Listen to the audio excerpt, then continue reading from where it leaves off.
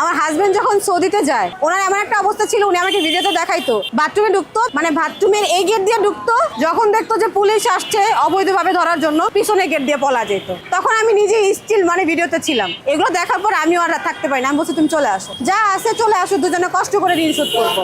আমরা same age ছিলাম, same batch ছিলাম, এক স্কুলে পড়ছি, এক কলেজে পড়ছি। দেন যখন দেখছি যে দুই পরিবার এক হচ্ছে না, তারপর আমরা পলায় চলে গেছে। কেন বলতে তারা বাড়িওয়ালা ছিল, আমরা ভাড়াটিয়া ছিলাম, এটাই তাদের ইগো ছিল হয়তো। বিয়ের কিছুদিন পরে আমার বাবা মারা গেছে, আমাদের আর্থিক সম্পদ একদমই ছিল না, এটাই হচ্ছিল হয়তো তাদের মনের দুঃখটা আর কি। আমার শ্বশুর বাড়িতে যখন কাজের বুয়া ছিল, ওই কাজের বুয়াটাও না করে দিছে, আমি অ্যাজ লাইক বুয়া হিসেবে তাদের বাসায় ছিলাম, এটাও মনে করতে পারেন। এখন হয়তো টাকা হয়েছে, এখন আমি কিছু একটা করতে পারতেছি, এখন শ্বশুরের কাছে আমি মাথার রানী, এইটা দিয়ে আমার জীবনটা পরিবর্তন হয়েছে। এমন একটা সময় ছিল আমার বাচ্চার দুধ কেনার টাকা ছিল না, মানে নিয়ম ছিল আলু ভর্তা নাহলে ঢাল ভর্তা, ডালু ভর্তা নাহলে আলু ভর্তা। মানে আমার জীবনটা পরিবর্তন হয় আমার বিয়ের পরে। তো আমার শাশুড়ি হুট করে বলতেছে তোমাদের রুমটা আমরা ভাড়া দিয়ে দিব, তুমি কোনো কাজ করো না, তুমি আমাকে এত টাকা লসের মুখে নিয়ে আসছো, বোর জন্য তুমি বিদেশ থেকে বাংলাদেশে চলে আসছো, ঠিক আছে তুমি তোমার বউ নিয়ে থাকো। বিয়ে করে দেওয়ার পর আমার হাজবেন্ডও অনেক ট্রাই করছে জবের জন্য, আমার শিক্ষাগত যোগ্যতা দিয়ে আমি খুব ছোট একটা জব পাই, ওইখানে আমার মানে বেতন ছিল 10,000 টাকা, কিন্তু আমার আসা যাওয়ার কস্টই ছিল প্রায় 5,000 টাকা। তো আমার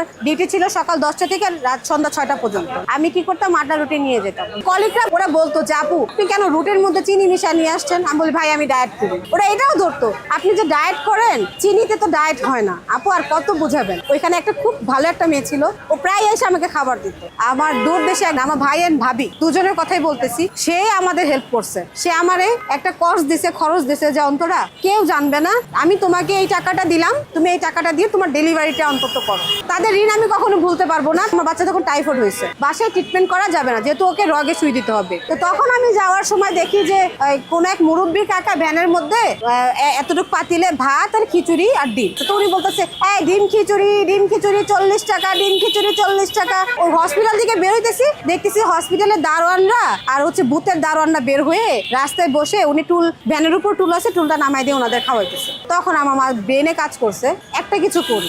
প্রথমে আমি একটা ব্যান ভাড়া নিয়ে 100 টাকা, মা হচ্ছে গিয়ে 3000 টাকা দিছে আমাকে কোনোভাবে ম্যানেজ করে। ছোট ছোট পাতিল কিনছি, চামচ কিনছি, বল কিনছি, এগুলো কিনছি, আর একটা বাচ্চা ভাড়া নিছি। ওই বাচ্চাটা আমার কাছে এখনো আছে, ওই স্টাফ। ও বলতো ডিম খিচুড়ি আর মানুষ খাইতো, কিন্তু খাবারটা না শেষ হইতো না। আর ওদের সামনে যে আমার হাজবেন্ড খাবারটা শেষ করে আসতো। তো তখন আমি যখন দেখছি মিরপুরে ভাইরাল দোকান, ওরা বলছি যে কিছু করতে হবে না, তুমি জাস্ট ওইখানে যাওয়ার মতো ওইখানে একটা স্পেস নিয়ে দাও আমারে, বাকিটা আমি দেখতেছি, আমি নিজে দাঁড়াবো। অনেক মানুষ আসছে আইসা আমাকে বলতেছে মানে ওনাদের জুলুম, আপনি এখানে বিক্রি করতে পারবেন না। আমি বলছি না আমি এখানে বসবো, আপনাদের কোনো সমস্যা? আমার কোনো সমস্যা নেই। ময়লাগুলো আছে না, ওই ময়লাগুলো আমার দোকানের সামনে ফেলায় রেখে যেত। আমি আইসা 1 ঘন্টা ওটা পরিষ্কারই করতাম ভাই। আমার অনেক ফ্রেন্ড সার্কেল আছে, ওরা আমাকে সাহায্য করছে, ওদেরকে বলবো না, ওরা সাহায্য না করলে এখানে আমি এসে থাকতে পারতাম না। ওরা বলছে যে তুমি দোকান লাগাও, বাকিটা আমরা দেখবো। আজকে যে আমার এই দোকানটা দেখতেছেন না, আমার দোকানে আমার শ্বশুর নিজেই ছিল, আজকে সে নাই, আমার দোকানে ক্যাশে সে থাকে। আমি অর্জন করছি। আমার মা আমাকে বুদ্ধি দিল, ব্যবসা জিনিসটা কি প্রতিযোগিতা। একজন যা বিক্রি করতেছে সেম জিনিস যদি তুমি বিক্রি করো, তাহলে দই বিক্রিটা তোমার হবে না। আমি আমার বুদ্ধি খাটে আমি 4 পদের ভর্তা করছি, খিচুড়ির সাথে আনলিমিটেড 4 পদের ভর্তা ফ্রি। মানে আমি ওই ব্যানারটা লাগানোর পর বিশ্বাস করবেন না ভাই, আমি সন্ধ্যাবেলা ওই ব্যানারটা জাস্ট দোকানের সামনে লাগাইছি, তার মধ্যেই মানে যেখানে আগে আসতো 5 জন, ওইখানে আসে 20 জন।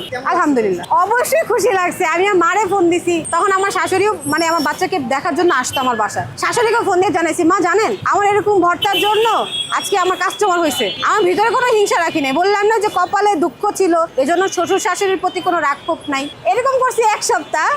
আমার দেখা দেখি ওই দোকানদারও কি করছে, ভর্তা উঠাইছে, যে ভাইরাল সে আমি 4 পদ, সে 5 পদ উঠাইছে। আমি তারপরে কি করলাম বিশ্বাস করেন, তখন ইলিশের সিজন ছিল, আমি একটা ইলিশ মাছ 800 টাকা দিয়ে কিনছি। আমি মাছ কিনে আনছি, আর দেখি মা নামাজ পড়ে, আমি বলতেছি যেন আমার মা শুনে, মা তুমি নামাজের মধ্যে একটু দোয়া করো না, জানি ইলিশ মাছ দিয়ে আমার জীবনটা ঘুরে। আমি তখন এই কথা বলছি। ওই একটা ইলিশ মাছ কি করছি, মেরিনেট করছি, 1 ঘন্টা রেখে আমি সন্ধ্যাবেলা দোকানে আসছি। তো বলতেছে তুমি এটা নিয়ে আসছো কেন? আবার একটা ছোট কড়াই নিয়ে আসছি, যে এটা দিয়ে আজকে দেখবো যে কাস্টমারের রেসপন্স কেমন। আমি আসছি 7টার দিকে, 11টা পর্যন্ত কোনো বিক্রি হয় নাই, যেহেতু কাস্টমার অর্ডার দিতেছে না, আমি মাছ ভাজবো কিভাবে। 11টার দিকে একটা ভাই মানে উনি আইসা জাস্ট বললো ওয়াও ইলিশ মাছ, প্রায় 11-12 জনের দল ছিল, মানে উনি জাস্ট বললো যে ফ্রেশ হবে। আমি বলছি হ্যাঁ ফ্রেশ হবে। বলতেছে আপনি একজন মেয়ে দেখে কিন্তু আমি আপনার কাছ থেকে খাইতেছি, যদি ইলিশ মাছ ফ্রেশ না হয়, ইলিশ মাছের যে কয় টাকা বিল আপনি আমাকে দিয়ে দিবেন। আমি বলছি আপনি নিঃসন্দেহে খান, আপনার 1 বিন্দু পরিমাণও মনে হবে যে আপনি খারাপ খাবার খাচ্ছেন। সিরিয়াসলি ভাই,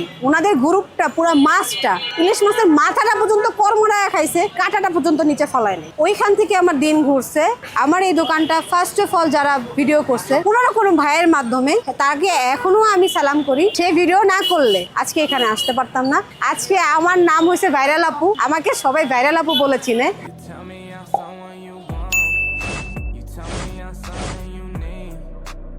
Baby, you know that I'm bad for you, yeah. Why you gotta be so nice?